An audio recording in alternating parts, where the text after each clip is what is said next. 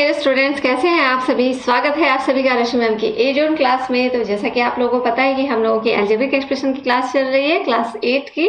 हम लोग practice questions कर रहे हैं। तो अभी जो क्वेश्चन आने वाला है वो बहुत ही इंपॉर्टेंट क्वेश्चन है। वीडियो को पूरा देखना मत भूलिएगा। अगर आप पूरा वीडियो देख लेते हैं तो इस तरह के क्वेश्चन आपसे चुटकी बजाते सॉल्व हो जाएंगे। तो चलिए देखते हैं हमारा नेक्स्ट क्वेश्चन कैसा आ रहा है।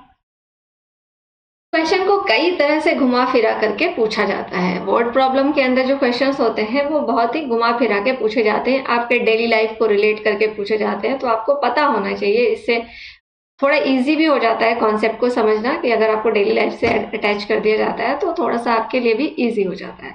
अब चलिए इस क्वेश्चन में देखते हैं क्या माजरा है। A statue of Rani Lakshmibai with a rectangular base is to be placed in a center of the park. The area of the base of the statue is 4x square plus 12x plus 9 meter square. Factor the area to find the lengths of the sides of a statue. अब यहाँ पे कह रहा है कि एक जो rectangular park है, एक रेक्टेंगुलर पार्क नहीं है, स्टैच्यू ऑफ रानी लक्ष्मीबाई, रानी लक्ष्मीबाई का जो स्टैच्यू है उसका जो बेस है वो रेक्टेंगुलर बेस है ना। रानी लक्ष्मीबाई का जो स्टैच्यू है उसका बेस रेक्टेंगुलर बेस है, जो कि पार्क के सेंटर में रखा हुआ है। ये कोई भी किस तरह का पार्क है, मान लीजिए ये पार्क है, इसके बिल्कुल सेंटर में ये रखा हुआ है, और इसका जो ये बेस है ये एक रेक्टेंगुलर बेस है। अब इस रेक्टेंगुलर बेस का जो एरिया दिया हुआ है वो एरिया कितना दिया हुआ है, एरिया दिया हुआ है इसका 4x square plus 12x plus 9, ये इसका एरिया दिया हुआ है।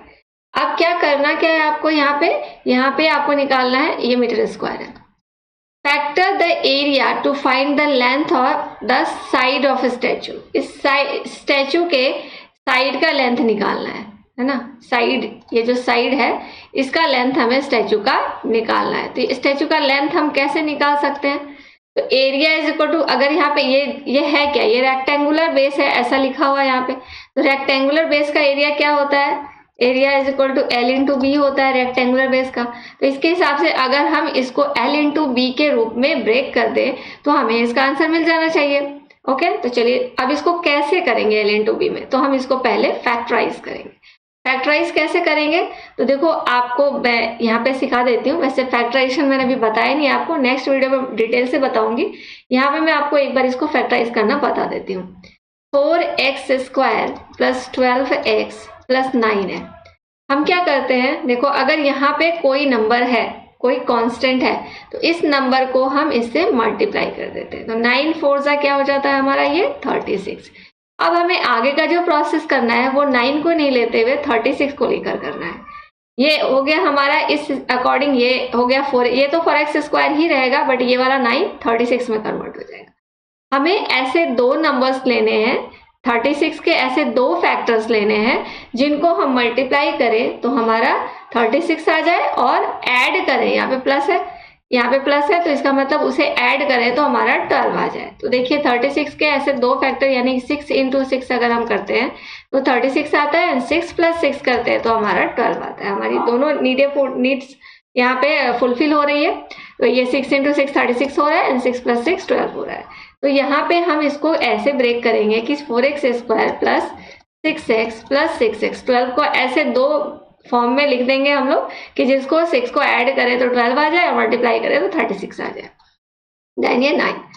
अब देखो ये a इज इक्वल टू है, इन दोनों में से हम क्या कॉमन ले सकते हैं, तो 2 एंड x। 2 इसमें भी है, 2 इसमें भी है, एंड x इसमें भी है, x इसमें है। तो यहाँ बच क्या गया, यहाँ पे बच गया 2x, एंड प्लस यहाँ पे बच गया 2 3 जा 6। 2x तो इसमें से निकल गया था, तो क्या बच गया यहाँ पे 3 ओनली। फिर प्लस यहाँ से हम लोग क्या कॉमन ले सकते हैं, यहाँ से हम लोग 3 कॉमन ले सकते हैं, क्योंकि 3 इसमें भी है और 3 इसमें भी है। 3 2 जा 6, 3 3 जा 9, दोनों डिवाइड हो रहा है। तो 3 2 जा 6, 2x बच गया यहाँ, 3 3 जा 9, यहाँ 3 बच गया। अब देखो यहाँ पे क्या हो जाएगा, a is equal to 2x, इन दोनों में से 2x प्लस 3 कॉमन ले सकते हैं हम लोग। ये वाला पार्ट ले और ये वाला पार्ट ले, दोनों में क्या कॉमन है, 2x plus 3। 2x plus 3 common ले लिया तो यहाँ पे क्या बच गया, यहाँ पे बच गया 2x, देन प्लस, और इसमें बच गया 3, ये हो गया। अब देखो ये दोनों ही जो है वो सेम आ रहे हैं।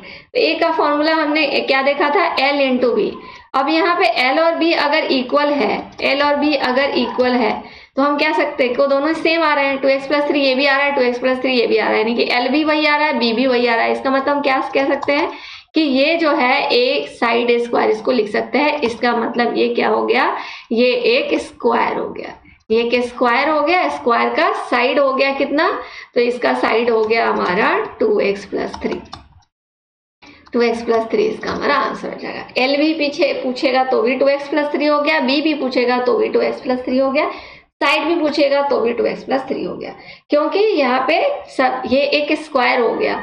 यहाँ पे रेक्टेंगल लिखा था आपको कंफ्यूज करने के लिए, पर जब हमने इसको सॉल्व किया तो हमें क्या मिला, हमें एल और बी दोनों इक्वल मिल गए, इसलिए हम क्या कह सकते हैं कि ये क्या है, ये एक स्क्वायर है। तो इस क्वेश्चन को घुमा के इस तरह से भी पूछा जा सकता है कि क्या ये एक स्क्वायर है, इसका बेस इज इट राइट और रॉन्ग। तो ट्रू और फॉल्स के अंदर भी आपको पूछा जा सकता है, तो आप इसको सॉल्व करके इस तरह से बता सकते हैं। कई तरह से इस क्वेश्चन को पूछा जा सकता है। आई होप कि आपको ये कॉन्सेप्ट समझ में आ गया होगा। तो जाने से पहले क्या करना है, चैनल को लाइक, सब्सक्राइब और शेयर करना है। मिलेंगे नेक्स्ट वीडियो में नई कॉन्सेप्ट के साथ, तब तक के लिए tata bye, see you, take care and all the best.